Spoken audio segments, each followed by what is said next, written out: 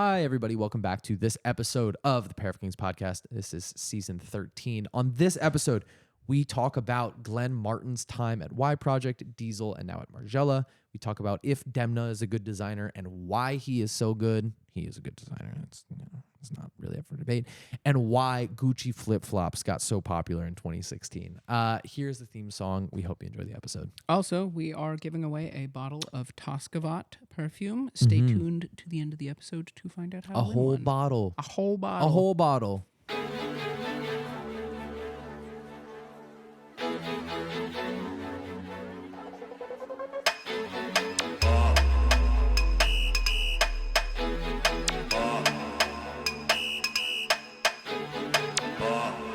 Welcome. Yo, hold up. We got to get back in the studio. I need to fix my sniff sound.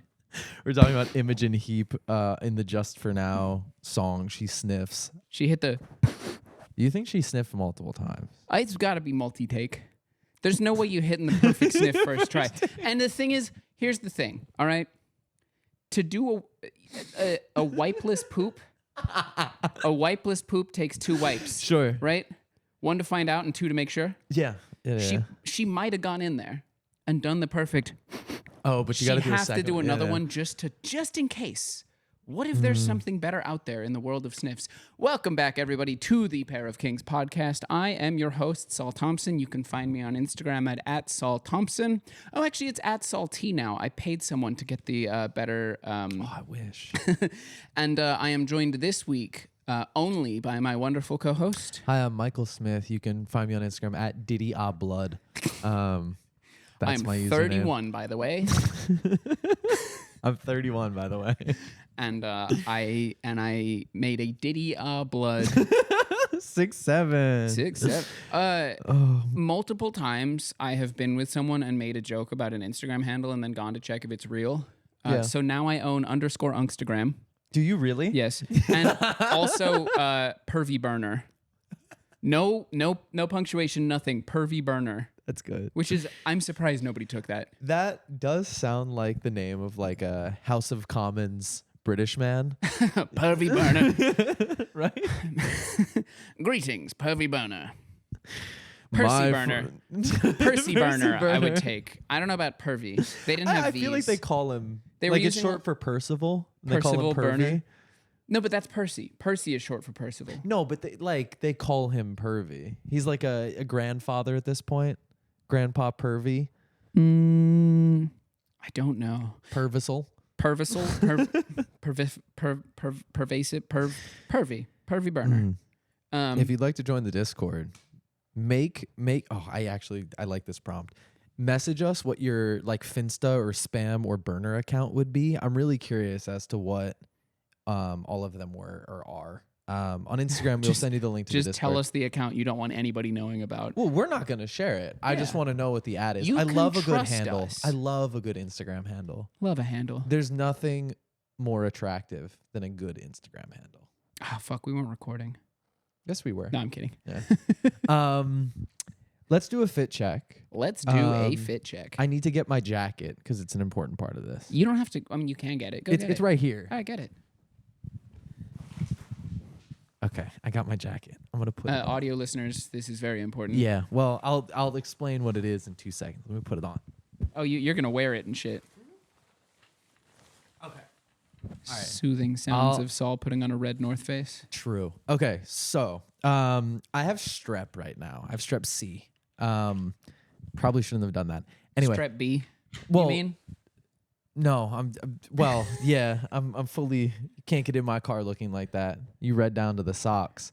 I got it from my dog, which is crazy. What? So there's strep A and strep B, which are the common ones that people get. And then I found this out because I kissed somebody and they texted me and they're like, "Hey, I have strep." And I was like, "I don't have strep." I looked down my throat, no white dots. They're like, "You should get tested." I was like, "Okay." So I went and got tested. And I'm at the doctor's office. They test me for strep A and B, which are the rapid tests. You find out in like 10 minutes. And they're like, "Yeah, both of those are negative. You're good." Did sick. the kissy have A or B? No. So I texted her and I was like, "Hey, I don't have strep." She's like, "Are you sure?" Sometimes you have to ask specifically for the strep C test because they have to send it away. It's a 48-hour, like they take a swab and then do a throat culture. Throat culture mentioned. So I go back and I get tested for strep C. It turns out positive. So what I deduced happened. So the C in strep C is short for canis, C-A-N-I-S, Dog. which is Latin for dog. Leo gave me strep, which is crazy. And you gave it to... Yeah. How did you get from kissing him? No, it's just exceedingly rare. I mean, I sleep with his face like 2 inches from mine every night. I assume just like him breathing and like occasionally licking my face. Am I gonna get it from you? No, I've been on antibiotics now for 5 days. If you get strep, I would be shocked. And also, like, I'm not gonna spit in your mouth. Fuck. This is an absolutely incredible fit check, by the way. Thank you. Yeah, One of your best. Here is now more context. So, I have resolved to do less formal fit checks and more just like me walking the dog. Because that's the way I dress. I don't like dressing up for a fit pic. For yourself, not for the podcast. Yeah. Okay. So like the fit pics that I've been posting on my Instagram have just been of me walking Leo, which is the way I dress. And so when I was really like, I didn't feel sick until I started taking the antibiotics, which make you feel insane for the first 2 days, and was really cold. And so very good friend, Allison Hill, who's with Lead, put me on the PR list for the North Face. And they came and I was like, when the fuck am I going to have an occasion to wear a ski jacket? However, freezing cold on Saturday. I was like, oh my God. So I put this on and I went for a dog walk. I was like trying to figure out how to wear a ski jacket from the North Face on a dog walk. And I think I cracked it. So this is my outfit today. It's just like ski bum chic. I'm wearing Devoa Super Strong Cargo. I think I'm gonna stop. I think I'm gonna start dressing like I normally do. Puts on what he wears for every fit check. Yeah, sure. The Super Strong Cargos. I'm wearing an old KMFDM shirt. My Dell crew neck, which I got for like $4. I don't even remember where. And then this really nice North Face ski jacket, which I'm very appreciative to have gotten, and then a Daft Punk beanie. I'm sorry. So crazy. That was a 5-minute story to tell me that you put a North Face over the outfit you wear every time we record this podcast. Yeah. I don't even know what the point of that was. Just to bring up the fact that I'm wearing this jacket today, which I found out I really like it. I like dressing like I'm about to go skiing. We're about to go skiing. I'm very excited. Oh, Solomon Can Thompson. you tell I do a podcast? Yeah. I can tell from your brevity. Today I am wearing Capital Century jeans. They fit like shit. Do they still? They are always good. They're only getting worse. Oh. They're bad jeans, but they are a fun material, so I wear them to I wear them to like sit around the house, and I think and bike and do like labor stuff, and I think eventually if I blow out the knees, they won't look as bad. Shit, I love labes and stuff. All right. I am wearing a Basket Case Gallery t-shirt with a xenomorph on it. I'm wearing a Gymnastics Art Institute. Thank you. I'm wearing a Gymnastics Art Institute hoodie from the Virgil Abloh retrospective at the Brooklyn Art Museum a few years ago. I'm wearing... Oh, it's Museum Merch Day. I'm wearing a Rick Owens Temple of Love hat that I had to stretch out to fit my big fat head. Did that like warp the hat when you take it off? Is it like wrinkly? It's pretty much regular style. Hell yeah. And I am wearing I Smell Like Oud Maracuja by Maison Margiela. Oh, that is quite nice. Wait, And- I like that a bit. It's pretty good. It's a smoky oud, and then it's a smoky oud, and then on top of it, it's like There's like a weird mint grapefruit. in a nice way. I get a lot of fruit, a lot of tropical fruit. It's like a passion fruit kind of vibe. Anyways, Anyways, the main reason that I'm wearing it is because I've been walking around singing it like the Heart song. Ooh, Maracuja. Oh, that's a Barracuda. Yeah. Yeah, okay. Is that not the B-52s? No, that's Heart. Oh, my The fault. if it were the B-52s, it would have been way more. Sure. But that's that Rock Lobster. Yes. Yeah. Yeah. It would have been way goofier, and not like dun, dun, dun, dun, dun, dun, dun, dun. Did they also make Love Shack? Yes. Okay. That's a good song. Yeah. They were all over the place. Yeah, fair enough. I really like wearing a ski jacket. It makes me feel like I'm going to do something. And you're Saul. Yeah. You have so often complained to me Yeah.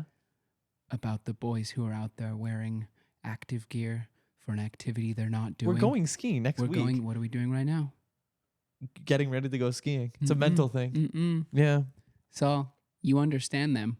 You're more alike them than different. First of all, I think I get a pass on the activewear that I wore outside. But we're talking about like you have often harped on Yes. the idea of a boy who wears like hiking shoes to go to a coffee shop. Sure. You're wearing a ski jacket to sit on a couch and record a podcast. You are more alike It's than different. different when I do it. It's different when I do it because I'm better. I don't know, brother. We're also about to go skiing. We're going skiing in over a week in New Jersey. Yannick, can you put up the image of Step Brothers? It's the night before, but make it like 11 days before Saul and Michael go skiing. It is not 11 days. It is actually over 2 weeks. Okay, yeah. I busted this out too early. It is Far from me. Sorry, I'm excited to go skiing with my friend. In Oh, man. 17 days. Oh, I'm so Saul sorry. is going skiing. You No. are coming with me. Oh, no. This is fine. It is okay for you to do that. Yeah. But you must apologize to the boys. No. No, I won't. The people, listen up, Bushwick DJ with a podcast. Oh, Who don't wore address fake me by my Vetmont government to name. his first show. Not by my government name, please. Please. You become everything you make fun of. No. Could you cuff that beanie up a little bit for me? No, I won't. I'm sorry. I have a big zit on the side of my head, which is why I'm wearing the beanie today. I would be wearing my baseball hat, but I'm covering up a zit. I went to the gym the other day. There was a guy there. Sick. There was a guy there, and he had like cuffed, but like they kind of sit high, sweatpants tucked into socks, Vans, I'm worrying about how I'm gonna catch a stray in this story. a tank top, a beard, dark like black Ray-Ban eyeglasses, Sure. tiny beanie. Oh, like the yarmulke? Yeah, the Bushwick guy tiny beanie. Yeah. But that's a good meme. Like, which side of Myrtle Broadway are you on? And it's yarmulke versus tiny beanie. My God. Yeah. Write that down. Write that But down. he was working out in that. That's kind of hard. I something about like I think you can wear like the cool guy outfit, but the beanie is where you cross over into insecurity. I saw. He looked like the coolest. He looked like the cool church camp counselor who brings the guitar. Sure. Because it was like also a tank top and a beanie. You're throwing out vibes. You know who also pushes you to get stronger? Yeah, exactly. Yeah, exactly. I saw the other day a like 2010s Bushwick hipster or Williamsburg hipster in Bushwick. Cool. It felt like seeing a ghost, like Ebenezer Scrooge, Ghost of Christmas Past. He had white, like Ray-Ban, not aviators. What's the classic Ray-Ban? Wayfarers. Wayfarers. White Wayfarers with the lenses knocked out. And like long hair, like a long slouchy beanie. He was wearing some sort of like long flannel. And then what were the pants? I was just so taken aback by the white frame or the lensless. I legitimately felt like I had been How old was transported. he? Early 30s, I'd say 30. Okay, so he was around for it at least. Yeah. Okay, because I've been seeing a lot Hiro of... Onda. They found him in the Japanese jungle. Didn't know the war had ended. Gets out of the warehouse rave 9 years later. He's been trapped. He's just been trying to escape. He's been at Elsewhere. House of Yes. In a K-hole since 2013. I saw... Maybe more interesting to me is I saw like a teenager who is parroting like I sent you his Instagram profile. He's like parroting like crunkcore from like the like 2008 like I love broken this kid. Side type. Not so okay. Sorry, he was not parodying crunkcore as he was very emphatically calling someone a bunch of names. If someone said he was crunkcore and he's like. like fuck you, I'm post 2000 scene with a party core lean. I'm pretty sure is what he said. He's like I'm 2000 scene core with a or 2000 scene with a party core lean. He had like shutter glasses on Yep. and a neon shirt that probably said like dance your fucking dick off in like slime letters, you know? A bunch of bracelets, bleached hair spiked up. Like he's so sick. Fucking incredible. Mismatch of neon colors. But this is someone who was born. No, where did you send this to me? Oh, I texted it to you. Did you? Yes. Okay, my fault. I'm not going to read his Instagram out because he's got 200 followers. I'm not going to. Wait, no, he sounds sick. I fuck with him. No, I'm not, because no, Okay, we're not reading it out. Fine. His bio, all caps, says dance till you drop, party till you puke, which I'm pretty sure is like an Andrew WK type. Hard. Yeah, his like profile picture is him doing raw hands in front of a neon green shirt with a bunch of letters on it. An LMFAO shirt, mind you. He's wearing like 10 little rubber bracelets with various things written on them. He's doing like raw hands in every picture. A lot of domo going on. And then he's responding to someone. I was reading comments on a La Dispute video, by the way, a video of La Dispute performing. And he says, I'm not crunkcore, dumb fuck. I'm party rock with early 2010 scene cues. But that's still a solid couple years after the death of crunkcore. Again, nobody has ever, and then I cut off, but I don't think 2010s is actually a couple years after the death of crunkcore, but he wouldn't know that because he was 5. That on a shirt, but it's Yoshi Yamamoto. Written on, screen printed on some Levi's. I'm not crunkcore. I'm 2010 scene with. I'll make that meme. That's a good one. Oh, we're cooking today. But the thing is that he's saying that's 10 years. That's like multiple years after the death of crunkcore. He was 5. Yeah, I mean, when did like Get Low drop? That's not crunkcore. No, but I'm saying like crunk. Could you look up Broken Side for me, please? Yeah, Broken Side, one word. Yeah, broken. Oh no, Broken Side. Like, I don't know who these people are. Oh man. 06. Well, they were founded in 06. They were founded in 2006. Yeah, so I was gonna guess 08, 09. Their debut album was in 2009. Yeah. So, and their peak was 2010 to 2014. 2014 to 2018 is what. They're not. He's very wrong, but that's because he was not actually awake during those years. I'm the shizit. Okay, I have to talk about something else that I was reading the other night and was fucking killing me. Do you know the DJ, The Blessed Madonna? Yes. Do you know what she looks like? No. Okay. It is sort of important. I'm not ragging on her for the way that she looks, but it is important to know what she looks like. If you could throw up a photo of her DJing, that'd be great, Yannick. So when she first came on the scene, she went by... Oh, Good name scene. She went by Black Madonna, which I think is fucking crazy. And she like doubled down on it multiple times and is still like kicking around, doing great. Is that a thing that like her in the Black Lives Matter shit? I love this. We went off on a tangent. We couldn't find something that I was looking about, but we're jumping back in. I'll own up to derailing the conversation. Okay. Something I wanted to talk about for a long time is I used to really love Glenn Martens when he was at Y Project. And I feel like currently he's not doing a great job. And Michael and I talked about this on a podcast that we had to delete. Not for anything bad. I just had a breakdown, basically. Anyway, I wanted to talk and restart the conversation with Michael about why I think you think Glenn Martens is quite successful. Well, I know he's successful. And you know he's successful. Yes, but in terms of I think he's good designer. It is. Speak on this.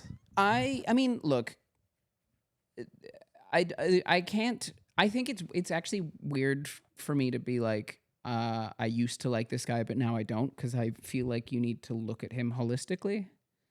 And That's an interesting point. I think he's had a very interesting career, and I really enjoy, because I didn't know a lot about Y Project pre Glenn Martens. But I really enjoy looking at the transformation he very slowly did over time there. Can you explain what the transformation was? If you look at Y Project in like 2016, respectfully, They are kind of like a bit of a Boris Bajan Saberi derivative. Yeah. They're like a generic darkwear brand.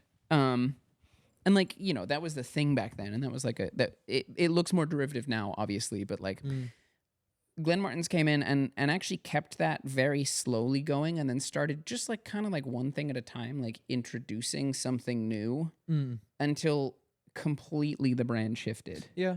And I really appreciate that.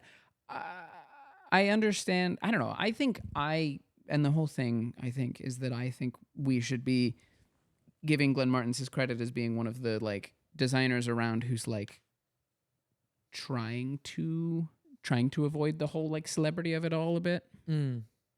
I think to an earlier point that you said where you have to think about somebody holistically, I think I do. And I was a fan of Glenn Martens at Y Project.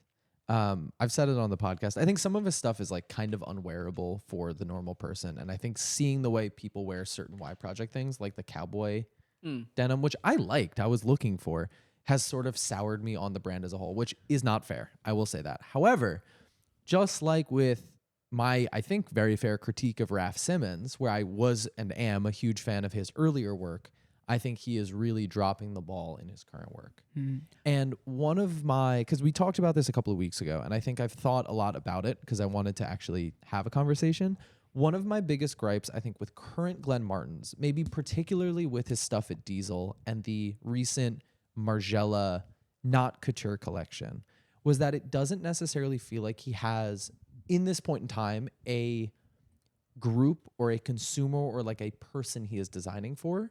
He makes cool shit and his stuff looks cool, but I look at it, I don't really know who it's for. I think when I look at Y Project, and especially towards some of his later years, I'm like, oh, that is cool, artsy fashion or design student in semi-modern EU European city, right? Is this kind of a problem with taking over someone else's label? I think so. And I think something that we've talked about and we talk about in the future episodes, so I don't want to rehash it too much, is maybe giving Glenn Martens credit for what he does really well, which is over a long period of time. Because Y Project, he took over in 2016. He took over in 2013, pardon me. Oh, Jesus. So he took over in 2013.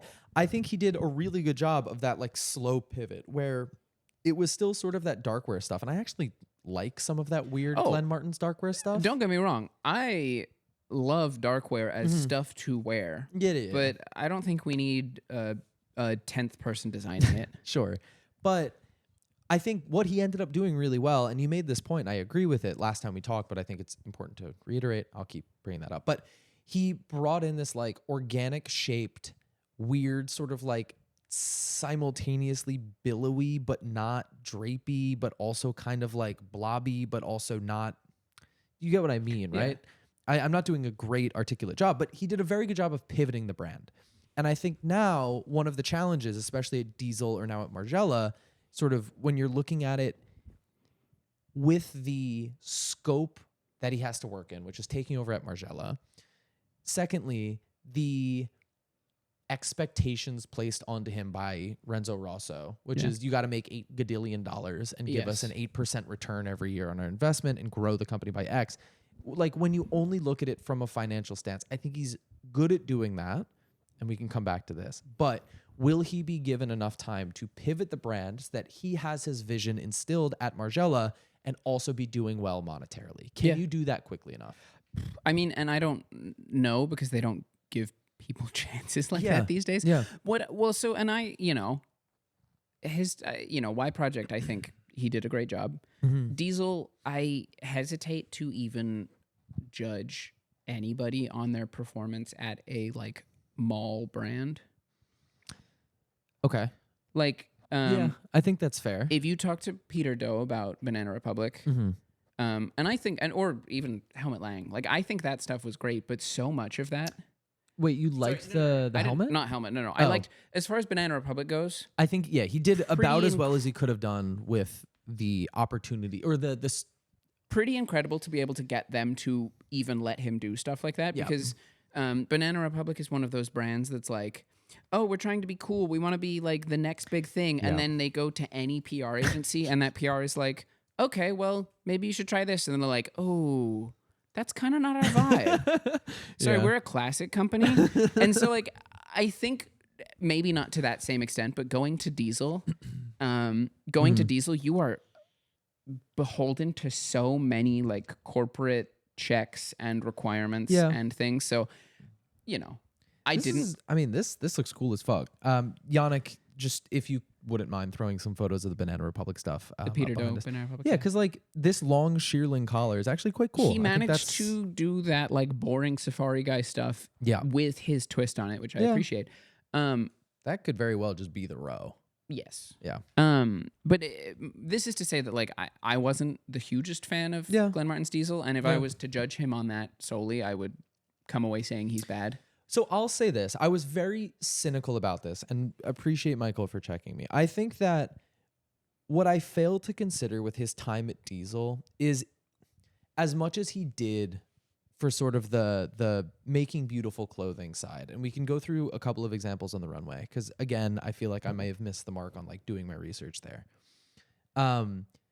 What Glenn Martens does really well is make something that people will engage with online. He's so good at making like an item or a show or a splashy moment that everybody talks about, however short, and just getting eyes on the brand, which I think unfortunately is a requirement of a designer today. And it's interesting. Which is a shame. It is, yeah. And it's interesting because if you listen to him in interviews, he talks so much about like, he understands that this is a game he has to play. Yeah. He talks about how like as a creative director now in 2020X, he has to be like part-time celebrity. Yeah. He has to make a spectacle. He has to like, you know, you're representing yourself as a person Yeah. so directly in these things. And I think he's good at playing that game, but I don't know.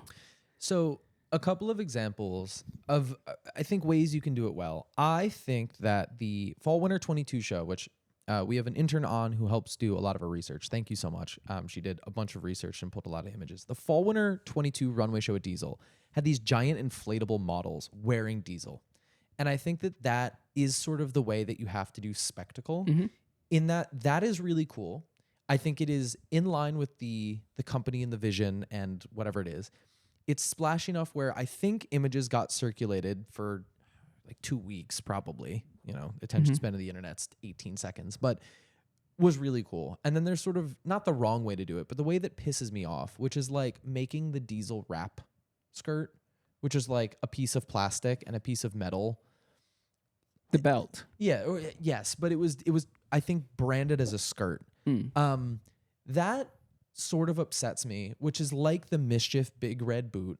It's just like slapping out a piece of plastic and saying like, "Hey, interact with this." And it's cool and it's just interesting enough to get shared and it's accessible enough that it does get shared, but it's just it's junk in my book. I do feel like, I mean, look, Big Red Boot. Yeah. That's like probably the farthest end of the spectrum of like good spectacle, you know? Like Big Red poop. More like Big Red Toot. Nice. But I saw 2 people wearing Big Red boots in real life probably, and that was the week they came out, and then they probably had to cut them off. Yeah. I have seen the Diesel skirt belt styled a lot more often than that, and consistently. Yeah. It is plastic. Yeah. It's like a I don't know. It's an accessible, more affordable way. It's like, you know, Prada made the pin with the logo on it. Yeah. If Yeah, you can't- I think that is genius, by the way. Yeah. Because you make any bag into a Prada bag. Yeah.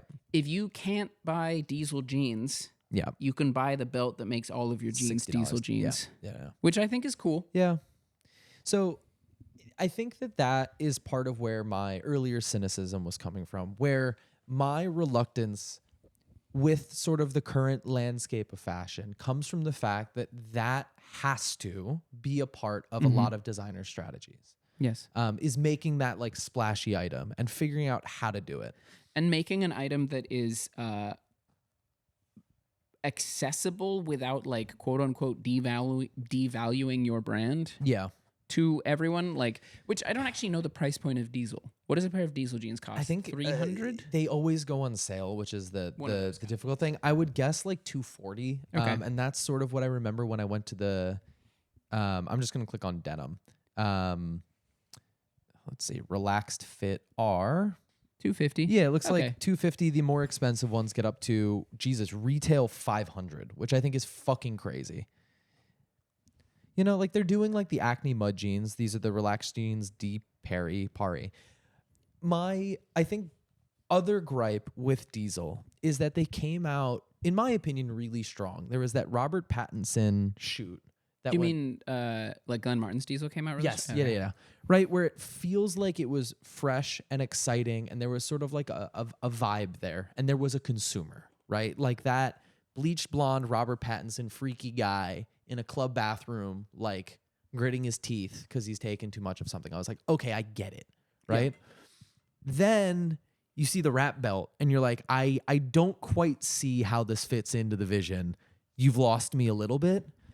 But then you sort of bring it back with like the logo tank top that like kind of shows your boobs but kind of doesn't. Like, Wait, the logo tank top that kind of shows your boobs and the wrap belt skirt are cousins. Those are in the exact same universe. I don't think you can dance in that wrap skirt. Yes, if you you can. I do think you're like zoning in on a one accessory that's not Sure. really It just bothers me so. I just think it's so ugly. I'm sorry. If you own one,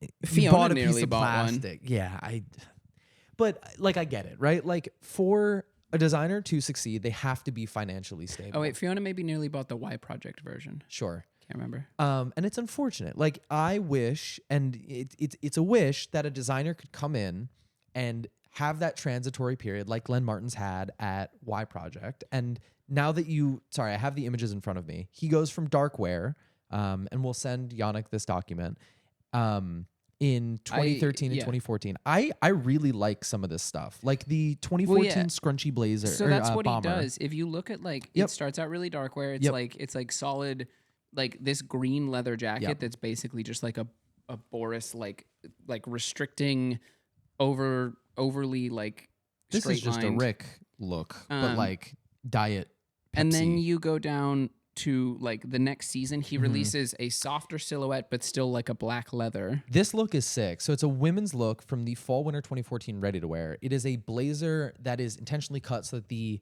lapel is flipped inside out. And it's very small. It looks really cool. Like this is a cool fucking look that I don't think I could have pinned as Glenn Martens, but you see the start of like what he's cooking here. Yeah. There is some sort of like clasp on the belt. It looks like a hook. Mm-hmm. I don't know the exact name of it, but I think Y Project is a very interesting idea because that's just Rick. very rarely that was Rick from This is Y Project. I know, but Oh, well, this yeah, is 2014. 2014. But yeah. Very rarely do we get to see a current like large name designer. Like you look at, I guess you look at Demna. Yes. And you can trace Demna through his own brand first, Vetements. Yes. So it starts out, that becomes the Demna style, and then he takes over Balenciaga. What you can see with Glenn Martens is that as a very young man, he takes over a brand that is already successful doing something. And you get to see him slowly figure out what he wants to do over the course of 10 years. Yeah. I mean, And he was then- 29 when he started at, he had his own brand for 1 year, but he was 30 when he stepped into He Y said Project. he closed it because he could not afford to keep it going. Yep. Because there's no funding for any shit like that. Yep. I am actually very excited to see. I liked the Margiela Couture a lot, and I think he was following up on maybe the scariest Couture show to follow up on in all time, of all time. Yep. The Galliano doll show. Yep. How the fuck do you deal with that? That is, I think, almost undebatably the most successful couture show of post 2015, right? Yes. Like Easily. you could it's argue between that and like Schiaparelli Animal Heads. Sure. But I think when you think about critical reception, when you think about impact, because it wasn't necessarily the clothes that made the impact, but it was The art of it all. Yeah, like the accessible thing, which was the makeup, the Pat McGrath. like look. And everyone was doing that look on TikTok It for was months. fucking crazy. And debate, if you will, my roommate Chris, who fucking hated it. He hated that. Listen. Look, here's the thing. You have to discard anything he says about Margiela ever. Yeah, no, because if it's not by the man himself and sewn out of a bedsheet he bought from a Goodwill, he's like, oh, that's derivative. Hi, Chris. So, you're kind of not wrong. Like, I do love Chris. He makes a lot of good points, and I'll touch on one of his points that I think Chris has some credence, but then there also needs to be a disclaimer. But I don't think that there was a show that realistically Glenn Martens could have done that would have followed that Galliano show in any way that would have had people been like, yep, you did it. Because either you ride the coattails of the Galliano stuff, which he kind of does in like a couple of the looks, not really, but like you see sort of they're drawing on the same stuff. You're supposed to keep a thread going. Exactly. Like that, call a spade wasn't quite good enough. Like you're never going to beat Galliano doing a couple of things from that entire show, which was pretty, I think it was pretty great. And then also doing sort of his own stuff. He sent some pairs of jeans down a Couture runway. I was like, if the entire thing was denim, maybe. If you're doing like Margiela artisanal, sure, but like, Are they confirmed made of denim? No, but like denim looking stuff. But I think that's cool. Listen, my point is not that some of the stuff didn't look good. I think some of the stuff doesn't look great. Have you seen the Balenciaga Couture t-shirt? Is that the one that's like a bunch of t-shirt? No, it's a giant oversized t-shirt with a metal logo on it. But that's the logo. Yeah. It's a metal metal seen font.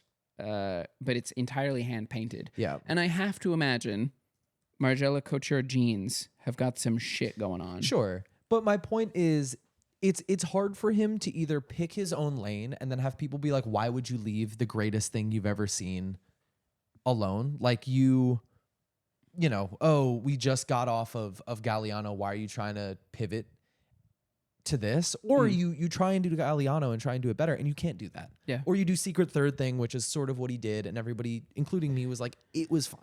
Like I thought it was great. Sure. I like that you can actually directly see some Y Project in there. You can see some of the materials and shapes and textures that he did at Y Project. Sure. I liked it a lot. I think that we are, and we talk about this in an episode you will be hearing after this, we're a little too harsh on debut designers. Yep. And they get axed really quick. I am very excited to see, and I think if I had to think of personally, from Glenn Martens' other work, I think he's actually very well set up to take over at Margiela. Sure. And I'm excited to see him sort of do what he can with that brand. But that is a brand that has a lot of history and a lot of it's not like taking over a Y Project that is not that huge name. Yeah. He's going to have to stay within a lot of guidelines. So one of the points that Chris makes that I think is pretty relevant to this conversation is that the most recent Glenn Martens show borrows from it feels and looks like a lot of MM6, which is like reissues of, you could just say, better stuff from the earlier Margiela years. It's like kind of the watered down thing. Then he's not copying from MM6, right? He's copying from earlier years. Yes, but like it's the MM6 way of doing it. I also think he took some MM6 stuff, which again is like broken telephone. My point that I made, I think back to Chris, is it seems like making not shitty re-edits, but sort of like playing broken telephone with your own brand is one of the house codes of Margiela at this point, like it or not. And it's very difficult to go to Margiela and change too much because they've been doing the same shit for years. It's what people want and it's what will sell. Yeah, but my point being, if Glenn Martens can figure out how to play broken telephone well, and the re-edits aren't... Another thing that Chris has shown me is like a lot of recent MM6 stuff or the reissues are just like poorly done. Like bad material. They sort of get rid of the things that were good in the original garment. It's a diffusion line. Exactly. But if you can figure out how to play that broken telephone and make, I wouldn't say a diffusion line, but use that general ethos and do it well, I think that is where Glenn Martens could shine, where you're sort of doing what he did with Margiela Artisanal, which is taking shit like bed sheets and cutting it up and making a blazer, but making it cool and interesting and in his own way. I think that is the avenue by which Glenn Martens succeeds. and where it is accessible enough because it's still sort of MM6y, where people will be excited to buy it and will engage with it. I mean, also maybe it doesn't matter what you do maybe it doesn't matter what you do with Margiela clothing because they're gonna sell tabbies and bags constantly, and it doesn't matter. Yeah. I that was the other thing that sort of pissed me off about Glenn Martens. I really fucking hate those futures that he did with just extra straps. It feels like he walked into the AI generating meeting and was like, "Hey guys, like, what can we do to futures?" And they're like, "Oh, I don't know, add some straps." He's like, "I'm on it." Like, there's something better. I will hold out hope. It's so weird that futures are Margiela. Yeah, right. I forget that sometimes. Yeah. I don't know. I'm holding out hope. So the other thing that I think is interesting in a conversation like this is the metric by which we measure designer success. And I think that there is a divorce between the fashion crowd, which wants cool and good clothes, which is sort of what everybody wants, but is sort of the metric by which we are judging, versus the like consumer / business crowd, which is unfortunately the people that run the companies, which is a monetary return, which is predicated on sales and is predicated on social media attention and engagement. Yes. I think, and I think either you and I talked about this, or I, again, may have talked about this with Chris. I sit in my apartment fucking talking to Chris all the time. And it's making you more cynical. Yeah. No, I've had my eyes open to that. Chris, you cannot embitter me anymore. You know how you can't trust anyone who likes everything a designer does? Sure. You also can't trust anyone who hates everything a designer does. Yeah, fair play. I think the king of like walking that line between making things that are cool enough where it pleases the fashion crowd and also successful enough sales-wise to please that like business crowd is Demna, who I think is one of the greatest designers of post-2000, right? He has managed to make a bunch of t-shirts and hoodies cool enough where fashion people are like, no, like I fuck with this. It's a hoodie and a t-shirt. He's done it well enough, even back at Vetements, like fucking metal logo. Yeah. Like, everybody wants that. Everybody wants the Sexual Fantasies hoodie.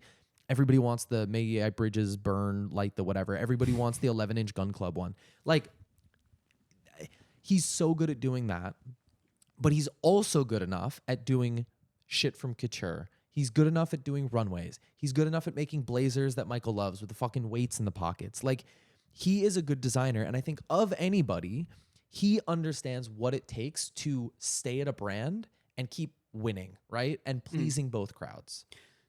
I think I don't know what I think. What was I going to say? The other point, he's interesting because I personally think that he has shaped a majority of what we currently see in fashion. I agree. I think he was a huge part of the like current wave of fashion. So much so that the original now almost looks like a copy, etc. Well, every fucking streetwear startup now, if you look back at, I don't know, I've been around streetwear for a long time. It was following the Supreme thing where it was just a screen printed, basically normal t-shirt with an interesting graphic, right? Like that's how you got people to buy things, right? That was fucking Diamond Supply Co. They just sold one pair of skate shoes and then like a million hoodies with the fucking logo and the t-shirt. Haters make me famous. Yeah. But that wasn't Diamond Supply Co., by the way. Sure. I don't even remember. Famous Stars and Straps. Sure. But then Demna comes around in what, 2015, 2016 with Vetements, when he like really blew up. And he took that sort of convention, which was like the t-shirt or the hoodie, and suddenly it wasn't enough to just make a cool graphic on a t-shirt, but you had to do something cool with the hoodie itself. You're going to hate me for this. Say it. Not you, but you. Sure. People out there. We praise Helmut Lang for taking jeans, making them into this, like, putting jeans on the runway, making them a high fashion item. Yeah.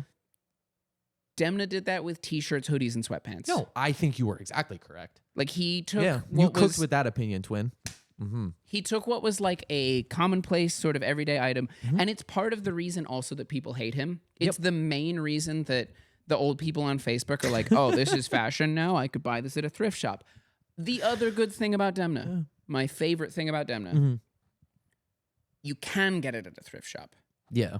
Part of the thing with it is that you could probably, if you wanted to, buy a gigantic shirt and big sweatpants, and like you'd you'd be approximating it, and kids often do. That is like what the like Zoomer outfit is. If you're ever in New York City and you want to go to where Demna was shopping and does continue to shop, for his references, Church Street Surplus. He goes there apparently once, twice a year and buys like, he splashes out. It's like, you know, thousands of dollars on this really cool vintage military stuff.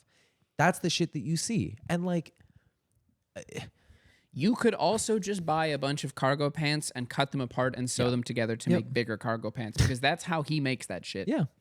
My point is, before he was offered Gucci, or I think maybe at the same time, he was offered Margiela and he turned it down. I guess. Is that true? Yes. I think that is fairly well confirmed. And I think part of it is, I mean, you're choosing sort of, you know, between a devil you know and the devil you don't, right? You're either picking between Kering Group or Renzo Rosso. Well, so he's worked for Margiela before. Very briefly, right? Yeah, like interned or whatever. Yeah. But, you know, it's funny. I fucking hate Kanye West. I hate Ye. I think he's a lunatic. He needs help. But he made, you know, Broken Clock, worst person you know. So Kanye tweeted, fuck Renzo Rosso and his ugly ass wife. Surgery can't save you. For all the artists getting treated poorly at the new guard, spelled incorrectly, and made to make luxury t-shirts and Diesel collabs, you're welcome. Oh, it's so luxury. Everything is so luxury. Demna said no to going to Margiela, even though you begged him and sucked his dick figuratively multiple times. So went and got Glenn. The struggle, Demna. Glenn's Diesels was hot for a summer, then those sales tanked with that trendy conceptual bullshit. You ruined Margiela. You have no eye. Your personal is trash, and you're broke. How you run all these brands and only worth $2 billion, you don't matter. So he's broke because he's only got $2 billion. Yeah, my fault. So I think is that your confirmation that no. there's there's other stuff. My point is like, Ye makes like 3 good points here. It was hot for a summer, which is sort of what I was saying earlier. Like, I feel like they were designing really specifically for somebody really cool and aspirational, and then they were like, we gotta push like the stuff that'll do really well, and watered it down a little bit, which is part of my frustration. Also, those jeans should not be $500. Fucking crazy. Anyway, but it's like, trickle down, man. Yeah. You got to make cool shit. You got to seed that cool shit to cool people. You got to get the name out there. And then as soon as that's out there, you got to make stuff for the people who are like, wow, that's really cool, but I don't think I could get away with wearing that at my office. And then you make shittier shit for them. That's how business works. Yeah. It's what we do. But like, it's so... I love a designer with a hot start, and I feel like Glenn has done it both ways, where he started really slow at Y Project and like built up to this really good stuff. I'm looking now at the Ready to Wear 2016, and there's a sweater here that is sort of the sweater he made for Diesel, that one that Robert Pattinson's wearing, just in a different material. And there's interesting stuff here, and I think there's fun, exciting, I wouldn't say completely new, but like fresh concepts, especially for 2016. This doesn't read to me as 2016 at all. That is quite exciting, right? He had that like slow, gradual start. And then at Diesel, he almost did the opposite, where the brand itself, Diesel, was so fucking dog shit. And I had a war on the internet when I was posting about it, and went there and I was like, Diesel sucked ass since like 2004. And you cannot convince me otherwise. To me, Diesel and G-Star Raw are the same brand of like European tourist skinny light wash jeans. Yeah, it sucked shit. Call a spade a spade. And he walked in, and I think because it was so shitty, he had carte blanche to be like, let's reinvent. And then he did it, and they were like, whoa, buddy, like, ooh, maybe a little too high fashion there. And then they made him dial it back, right? He's done it both ways. And I think because he had, maybe this is the point I want to make, but such a hot start at Diesel, people expected the same at Margiela rather than him taking that Y Project approach. For the timeline of the Y Project. Just approach. Also, you need to show so much more respect to Margiela. You can slap Diesel around. You can show up at Diesel. You can kind of smack it around a bit. You don't have to give a fuck what you're making. Yeah. It could be the worst. You don't have to care. Yeah. You show up at Margiela and you have people waiting. Yeah. To like. Yeah. You know. Yeah. But yeah, like I want to give Glenn Martens time. I want to stop being so knee-jerk reactionary, because I was rooting for him so hard, and then I feel like I got burned. So I'm gonna give him time. I also think Demna is one of the greatest designers of the modern era, and if you don't think so, I think you're just wrong. You mad, you jealous. But I mean, God, I'm looking through this. On prepared us a really good document. Why Project Resort 2021? This look fucks. Yeah. This is sick. It's good as fuck. And like, it's. I want him to get this freaky with it at Margiela, but his version of freaky. And I like to think that he will.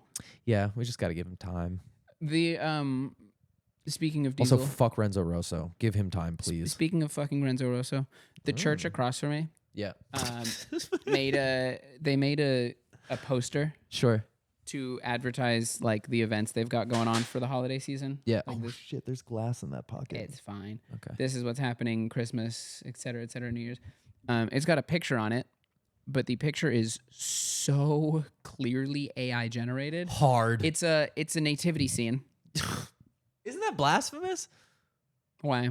Generating like images of Christ without a human touch. I feel like that rings to me as blasphemy. I don't think so. Okay. Also, people, I don't know. Anyways, it's so important because there are 11 wise men.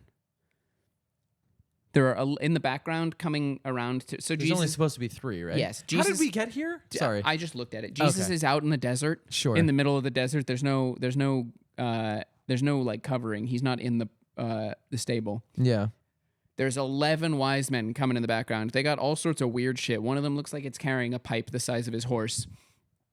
Like pipe or like a pipe, like a smoking okay, pipe. sure. Joseph and the innkeeper look identical. Joseph This or is the so lost on innkeeper a Jew. is holding two. There's 11 wise men. There's supposed to be 3. frankincense, And myrrh, and Jesus' something face. Well, the wise men bring stuff. Jesus' face looks like an alien. hard. He's got 4 eyes. Yana, can you somebody- throw the photo of the baby, the blue baby on the white background? I'll find it and send it to you. And somebody looked at that Yeah. and were like, yeah, that's probably good. And they printed it 3 feet by 1.5 feet. How are you seeing this? Because I've stared at it. I walked past it. You see, Oh, it's really tiny. Okay, it's tiny. it's from not the window. really tiny. It's across the street, Saul. Yeah. Well, no, I thought Things get smaller when they're far away. That's what I tell the women I see. And it's cold. Yes. I stare at this thing every time I walk past it. It's fucking crazy. gorgeous. It's beautiful.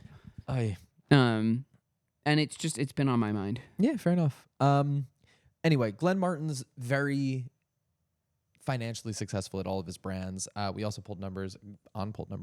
I think it's important to acknowledge this. Why Project's revenue grew from 4 million euro in 2021 to 11 million. EBIT, which is earnings before interest and taxes, I believe, increased by $200,000 to reach $550,000. According to information, It increased by 350,000. 200,000 to 300. Oh, increased by. My fault. My yeah. fault.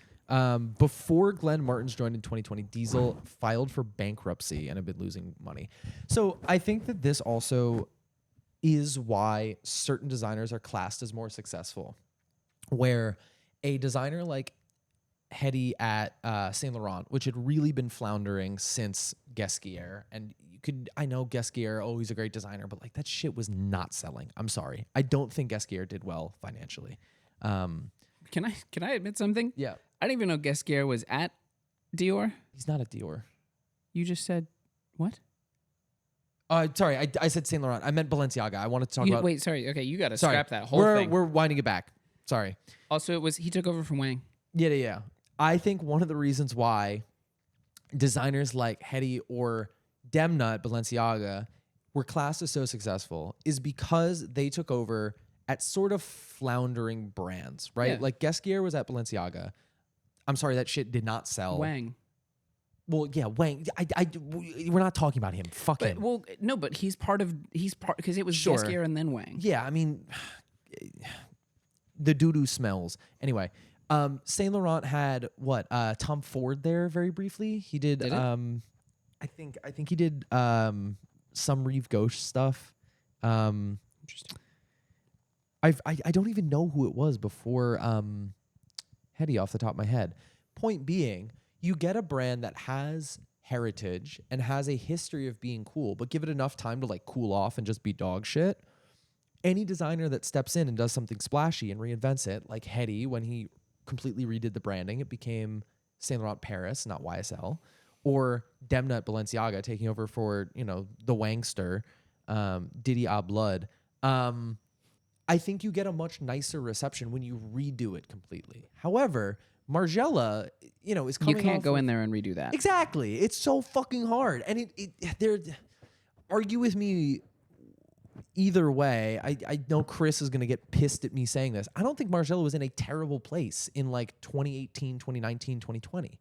They were still doing financially pretty well. I don't think design-wise anybody had any grand issues with it. And it was still cool. Like, you can't rebrand Margiela. I'm sorry. You take those numbers off of the tags, somebody's going to fucking shoot you with the shit that killed Shinzo Abe. Like, you just can't do it.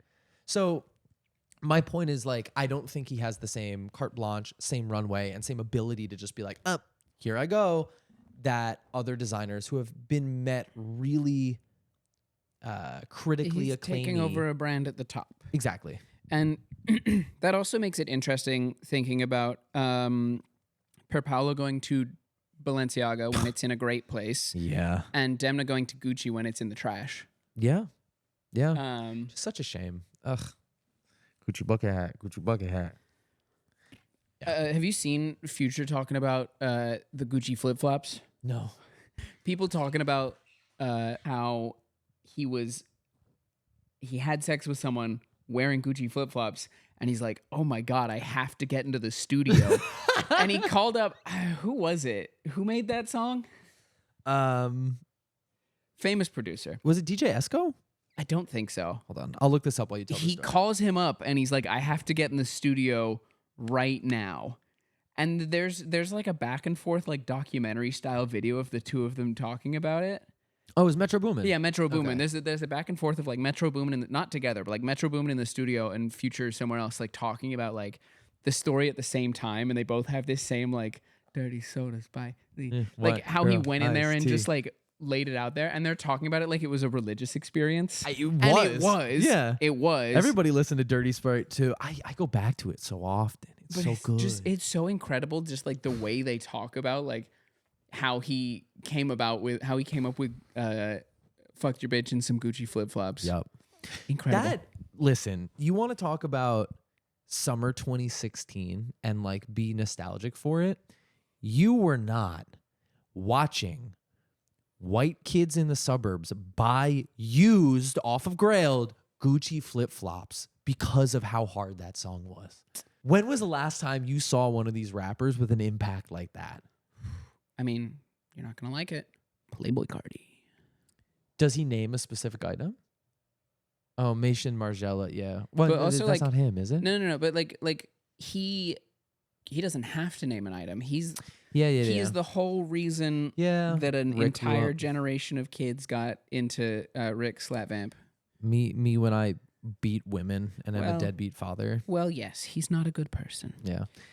That's crazy. But that is someone with impact, unfortunately. Yeah. You and then I feel like it actually happens quite a lot. Future, yes, did specifically probably do some absolute numbers for Gucci flip-flops as a singular item. Yeah. But other people have had similar impact. Who is the creative director in 2016? Of Gucci? Gucci. Was that Michelle already, or was that fucking... Could you imagine, regardless of who it is, being in the design studio and being like, boss, sales are up 14% today. It's like, oh, what are they buying? Flip-flops. It's like, oh, thank God. Like, at least it's something. Why? You got to listen to this one, boss. Oh, it'd be so good. It was Alessandro Michel. Yeah. So he probably... You think he fucks with Future because of that? Like, no, I think he fucks with Future because he's got good taste. Fair enough. True. And because he'd be sipping that dirty. I don't want no liquor because I've been drinking that dirty. Yeah, the impact of Future in 2016 Incredible. was crazy. Incredible. Yeah, I've been dating. Speaking of women. So I went on a date the other day. I think it's a funny story. So met through Instagram. I didn't know her that well. We talked very briefly in the DMs and asked her to grab drinks. She was like, yeah, sure. And was going through her profile and I was like, oh, like, fashion's great, whatever. She dresses pretty well. And I had this questionable thing where I was like, is she a Zionist? Like, Is this a common question you have to face up to? Well, no, but like, yes. I think at this point, Zionists will make it very clear that they're Zionist. But like on one of her pinned posts was a Jewish star out on like whatever blouse she was wearing. And I was like, that's not an immediate. Was it chrome? That'd be kind of hard, but no. I know someone with a chrome Star of David. Seriously? It's hard. Okay, sick. Aya, Michael's. Oh, wait, really? Yeah. That's so sick. Anyway. That's hard. Yeah, so like not immediately Zionist dog whistle, but I was like, showed up on the date, 4 minutes in, was like, yeah, Israel's kind of sick. And I was like, you know what? No, I gotta go. No, we sat there for like an hour and a half. Really? Yeah, I mean, did you just keep quiet? No, I mean, like I made an effort. I was like, I came all the way to of course, it's the fucking West Village. Yeah, it was like there for a while in this restaurant, and I was like, I came all the way here. I'm not gonna like eat something and get drinks because I'm hungry. But like, how did you talk about Israel? I tried to avoid it as much as I could. Like she dropped that early enough, and I was like, I'm not gonna just make this miserable She was probably for myself. testing you as well. Yeah. Did you pay for it? She offered to split the bill. I don't think it went that well. Oh, so she gets sharing then. She like understands the idea of like she believes in the two cards. I'm sorry, that's not funny. That's pretty good. I still paid for the entire thing. Anyway, yeah, moral of the story, IG baddies with Jewish stars, maybe just stay away in this day and age. I think I asked her straight out, how Jewish are you at one point, and just like did not like the answer I got back. I'm sorry, is that a question? You can't ask that, bro. Listen, as a Jew, I think you get one of those a date. If it's still up in the air and it was really not, I like to think I offered the redemption. How Jewish are you? Like I celebrate Hanukkah but don't fuck with Israel.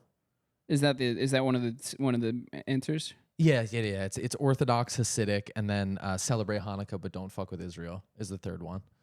Well, there's something in between that. Reform. Because it's like she wasn't Orthodox. No. Or Hasidic.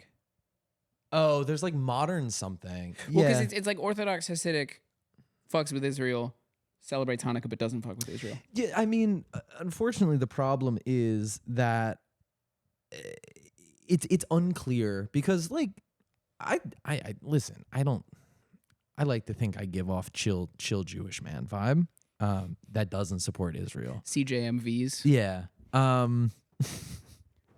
It's like unclear because like I claim being Jewish, but like not like that. I don't know. It's a weird one. I'll put it this way: if somebody's like, "Oh, I'm Israeli," you're like, "Oh no." Yeah, it's an immediate no. Yeah, but if they're like, "I'm Jewish," you're like, like, how Jewish are you? I don't know. How? Yeah, I don't know. Fuck Benjamin Netanyahu.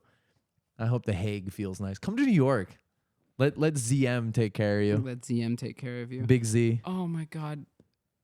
Donald Trump is in love with that man. Oh my God, that was incredible. I haven't seen him smile like that in years. That's so weird. You know what I think it is, to be honest?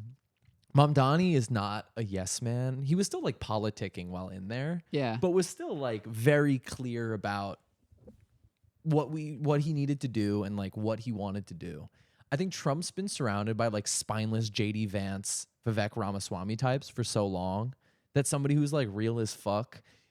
You know the meme of SpongeBob and Patrick, or SpongeBob and Peter from Family Guy? It's like, I don't care who you are. If you're real as fuck, I'll chop it up with you. I think Trump was on you chopping it up in there? Yeah. Yes, ma'am. Yes, ma'am. No, ma'am. Sorry. I think it was that kind of situation where Trump appreciated somebody who was kind of when you real on with different him. waves but still vibing. Yeah. Fair enough. Yeah. I like to think Mamdani didn't say anything to appease him, though. No, I don't think he did. Did you see? They called him a fascist, and Trump was like, nah, it's cool. You can call me a fascist. Are you saying the president's a fascist? And he's like, well, I'm saying, and Trump was like, no, you can say it. Nah, it's cool. It's such a weird vibe. I don't understand what the fuck is happening in this country. Did you see that JD Vance went as the fat JD Vance meme for Halloween? Yeah. And I have not seen one of those memes since. Erica Kirk, 8 weeks pregnant. Charlie got kirked 10 weeks ago. Is that true? Yep. Is that true? Yeah. As far as I can understand from the 3 news articles I saw on Twitter, she is 8 weeks along. Charlie got kirked 10 weeks ago. What did they freeze his little swimmers? Or was Yana, this can you it? throw a photo of Donald Trump kissing Erica Kirk on the cheek? The conspiracy theory is that JD is going to leave his wife for Erica Kirk and then announce a presidential run because the right is so racist that they would not vote for him if he had a wife that was anything but Erica Kirk. Who's his wife? I think her name is Is she not white? I think it starts with an E. No, she's not. Shoot, what's her name? We are Charlie Kirk. we carry the flame. Carry the Usha. flame. Sorry, not Isha. It's Usha Vance. Usha Vance. He has 3 kids with her, but crazy conspiracy theory That's that I think incredible. has legs. That's crazy. Shit. She was grieving. Erica Kirk's not the stepmom. She's the mom that stepped up. She's the mom that kirked up. Oh, Jesus Christ. Yeah. He's such a weird cat. I love him. Let's do Song of the Week. We'll Ooh. close it out here. Right. We're wrapping it a little bit early, but I feel like this is good. We'll keep it tight. We'll keep it very tight. Keep it tight. I have... Oh, I was going to talk about the horseshoe theory of calling me trans, but I think I'll save that for another day. Sure. Okay, so I love going to my local record store because I walk Leo right past it. It's called Human Head. Or I think they opened like 6 months ago because I didn't notice them open until recently. But when I was in there, I found a record that I was in love with back in, I want to say like 2018, which is by San Francisco-based group called Dub Tribe Sound System, and the song is called Do It Now. It's really fucking good, and I don't know why I stopped listening to the song, but it's a great fucking song. It's going to be on the playlist. It's Pair of Kings season 13. Speaking of Zionists. Oh.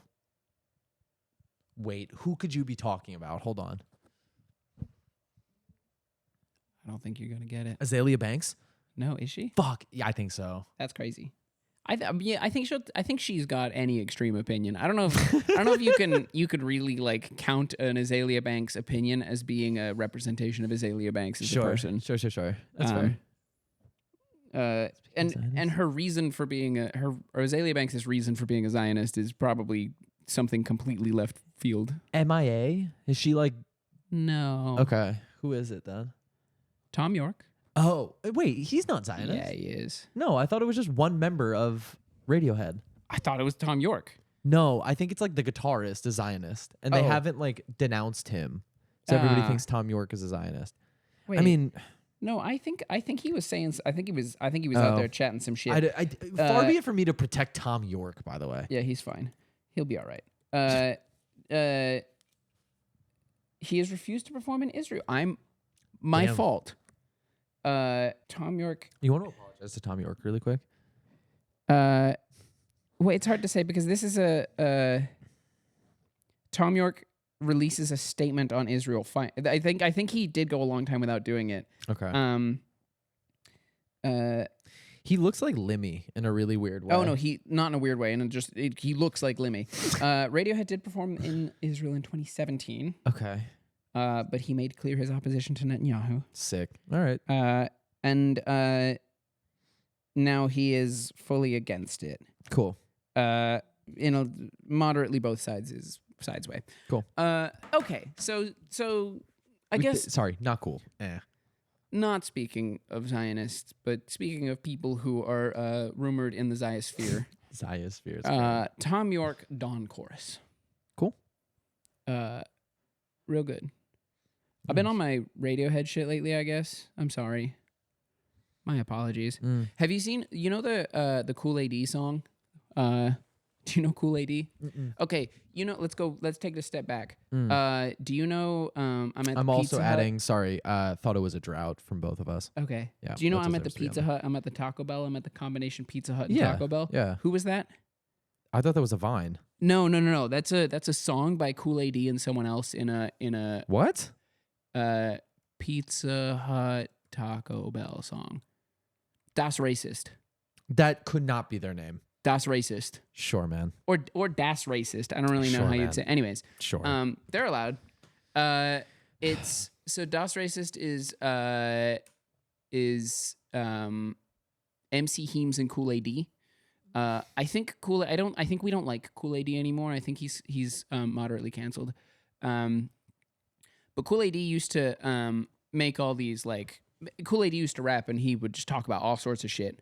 And there's one song where he says, "Bitch, I'm Tom York. Bitch, I'm James Murphy," Sure. which is sick as hell. Sure. And somewhere, I don't know if it's real or not. I'd like to believe that it is. There's a video of Tom York DJing, Is it good? and he plays that song. Sick. Sick. It doesn't get to the point where he says that, but I recognize the song, and I'm like, oh, I know what's coming up. I'm pretty sure it was him and not James Murphy. I think if I can get to the point where I get shouted out by a random shitty musician in Yeah. a song, If you I'd got really a music appreciate it. project, please just draw my name anywhere. Yeah. It's easy. Yeah. Actually, my friends in college had a post-ironic swag rap group called Skate 3. Sure. Skate 3 Boys, my apologies. Sure. Crazy thing to admit. And they did make a song about me. With a bad bitch, you look like Michael Smith. With a bad boy, he looked like Michael Smith. I don't know. There's a bar for you. I don't know. Let me spitball here. Yeah, they did write about me. Cool. So I guess it's happened already. Shout out Skate 3 Boys. And that's that on that. Thank you so much. Oh, giveaway. What should we give away this week, Michael? What are you feeling? We're back. Sorry, Michael had to pee. We are to celebrate this episode. Coming back, we are giving away a full bottle. It's 60 milliliters of Toskovat. I don't know how to pronounce it. It's the backward R. It's R. Ra? I don't know. Ra? I wore it for 2 weeks while I had a tester. It's really nice. It smells like a New Year's Eve party, and I know that doesn't sound accurate, but it does. It's really good. I like it a lot. We'll ship it right to you. It'll be great. So if you'd like to be entered into the drawing, just go over to herohero.co/PoK. You will be automatically entered with your subscription. Helps us literally keep the lights on, pay Yannick, and we really appreciate everybody that does subscribe over at the Hero. Okay, so we did songs. Okay, is that everything? That's it. We did Discord. I did that early. I'm so proud of myself. Thank you so much to everybody for listening to this episode of the Pair of Kings podcast. You can find us on Twitter, Instagram, and TikTok. Instagram, Twitter, and TikTok at Pair of Kings Pod. If you need to email us, it's pairofkingspod@gmail.com. We haven't got an email in a while, which is fine. But yeah, I don't know. It's there if you want it. I'm your host, Saul Thompson. You can find me on Instagram at Saul Thompson. I'm joined this week by my wonderful co-host. I'm Michael Smith. You can find me on Instagram at Diddy Blood. Thank you so much to everybody for listening to this episode of the Pair of Kings podcast. Don't forget to go over to herohero.co/PoK, subscribe, and be automatically entered into that giveaway. Have a great Thursday if you're listening to this on Hero Hero, or Tuesday if you're listening to this anywhere else. Yeah, take care. Love you. Have a great day. Bye, everybody. Oh, wait. Tomfoolier's plan. No, business as usual. Tomfoolier's plan. Sorry, we took a break. I'm out of sorts. Okay, bye.